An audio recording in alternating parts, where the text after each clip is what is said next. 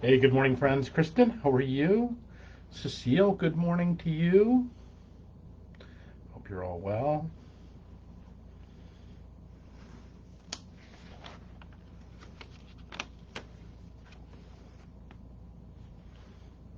Good morning, good morning.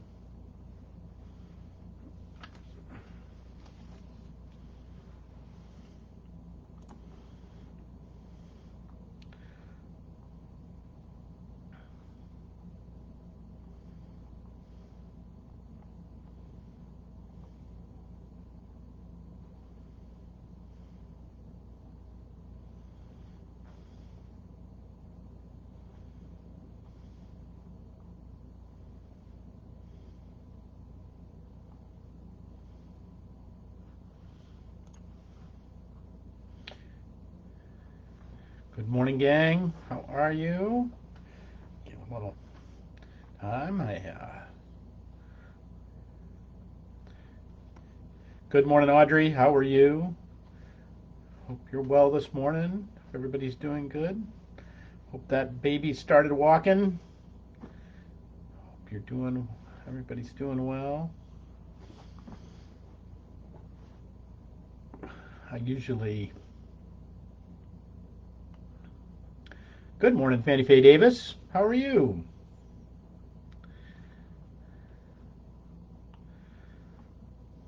Good morning, friends.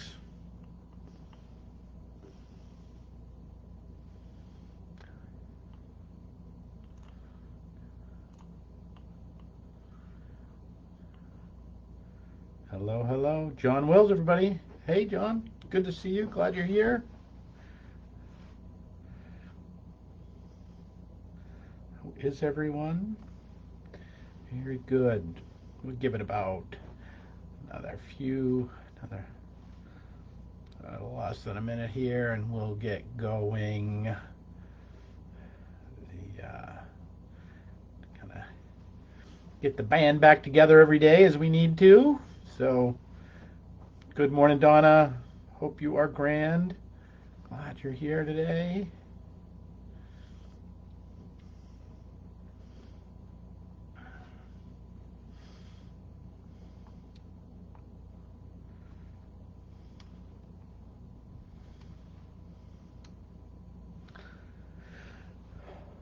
Well, good morning, everybody. I'm glad you're here, and it is the 14th day of July, this Wednesday at another 11:11. And I'm glad that you're with us. I'm glad that you're here. I'm glad that you found yourself in this place with us on this journey. And it is my hope that this day has brought you blessings.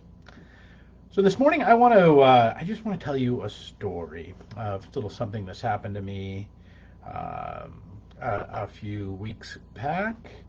That and We've been talking a lot of theology and big heady things over the past few days. If you've been kind of riding with us, and so this day, I just want to kind of share with you this journey of um, that this little story that popped up in my life. Uh, Recently, a few weeks ago, one of my great mentors and friends and teachers passed into the next life. A guy by the name of Reverend Dr. George Dole. I'm going to post his obit up there so you can see the exceptional life. Maybe some of you saw it. I put it on my wall. Maybe some of you saw it. And just the exceptional life that he lived and had in this world, and no doubt the exceptional life that he is going on to now as he adventures his way into the next life. I always think about these guys like him when they pass because they spend so much of their lives talking about what is to come, and it's to have some of their suspicions and ideas ratified and some things corrected, and we're all in for a lesson when we truly awaken. So George passed a few weeks ago, And around his passing, for me, there was a great bit of providence, as we say. If you know, I'm a sailor. I have a sailboat. My sailboat's name, the name of my boat, is actually Divine Providence, and part of that. And George is actually in had something to do with the naming of that we were talking about it when I at that time, and I happened to mention to him, I think I'm going to name it this, and he lit right up and said, "Oh, that's terrific." So he confirmed it for me as I was coming into that process years ago. But a few days before, he passed, I happen to be in Maine. I've been up there with my folks whenever I get a chance. They're kind of in a shaky place in being able to care and stay in place. So any opportunity I've had, I've been getting up there to spend some time with them. And so I happen to be going down a road I never go down in Bath, and George lived on that road. He lives on the street, and I happened to be going by his house on our way to visit a friend there for a minute. And now understand, remember, I'm here in Fall River. I live in Westport. I'm up visiting my folks, and when I'm there, I'm really mostly spending my time with them, and occasionally kind of step out for whatever things that I'm doing.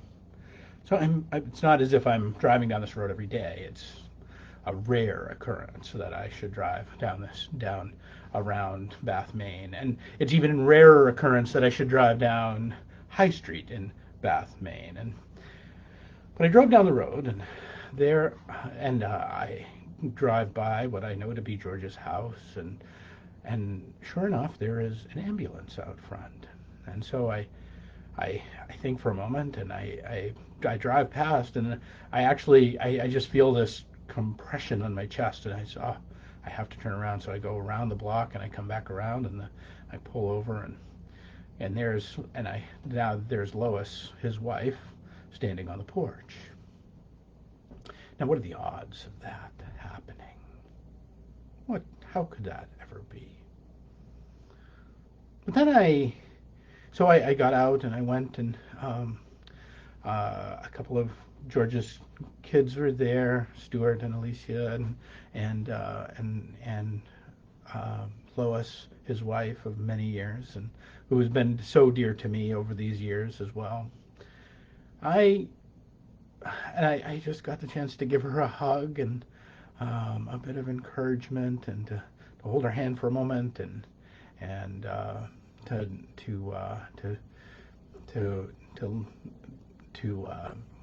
offer her my prayers and my thoughts as she was headed to the hospital to accompany George as he was being taken to the hospital at that very moment. But before I did, I was actually on my way over there, and I needed to change my shoes. Yeah, see, I'd been out in the mud a little bit, and I had mud and stuff on my boots, and so I just changed my set of boots, and so I had to find them, and I couldn't find them. I got a little frustrated because I couldn't find my boots on my way over to visit my friend, and had I found my boots, or had I not chosen to change them, I never would have seen George as he was being taken from his home for what would be the last time. And I would never have the chance to be with Lois in that moment. That all the things of that day, and all the things of my life, and all the things of that moment had conspired to bring me right that place where I was, to be with them in that place. Now, as the day wore on, really, because what are the chances? But as the day wore on, I found myself pressed upon my heart that I felt I should check in. I felt like a need to and so I had kind of completed some of the tasks of the day, and just later that evening, I decided to take a ride over to the hospital, and just to see if I had gotten caught up in a few things that just that hadn't gone well, things that I thought would only take a moment had taken longer than that, and I'd been with my folks some more for the afternoon and been around this, and simply in that moment, in that evening, decided I'd take a ride over to the hospital just to see if George has been checked in and to see how Lois was doing. I didn't have an expectation of necessarily seeing George. He was receiving all the care that he could, but I knew that she'd be there, and might need a little company, even though she had her kids about her and all that. And so I stopped in to the emergency room. A little, the emergency room in Bath, Maine is not a big place, and so I walk in but before I have the chance to make it even to the reception desk that's right there in front of me, I see an old friend, someone who'd been in one of my former churches, who was there with her husband and so she was waiting for his diagnosis and his treatment and how he would be cared for. And she'd been doing a lot of caretaking for him and was quite exhausted. And she was there with her son, and the two of them were clearly worried. And they called my name before I even made it to the reception window. I heard, "Andy?" and had that opportunity.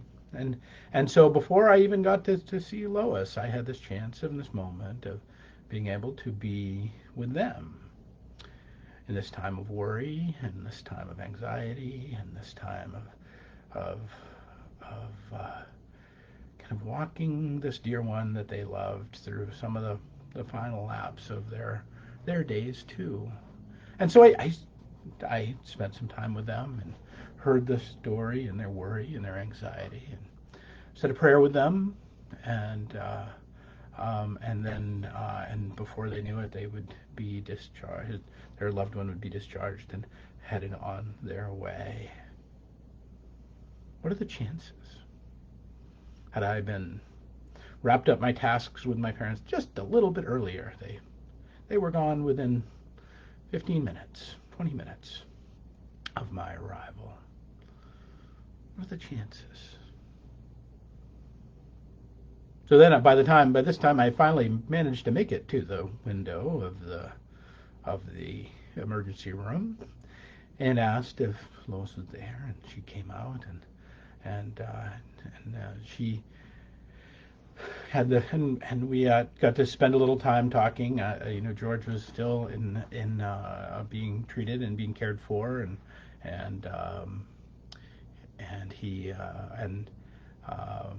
and so I got the opportunity that evening later, when things were quiet and nobody else was around, to just spend a few moments with Lois, to just who incredibly in her walk of faith was as much caring for the people around her as she was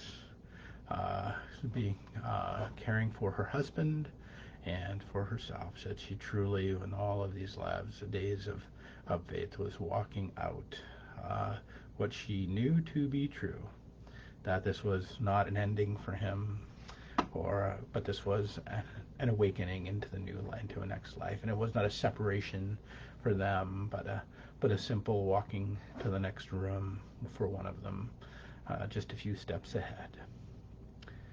And so, as I got the privilege of bearing witness to her, as I've gotten the privilege to bearing witness to my dear ones who were in that emergency room that evening and were worried and scared and concerned about the one that they loved. As I get the privilege to journey with George in his life, if you get a chance today to look over his obituary, he truly lived an amazing life that we should all hope to live in such a way as George Dole did.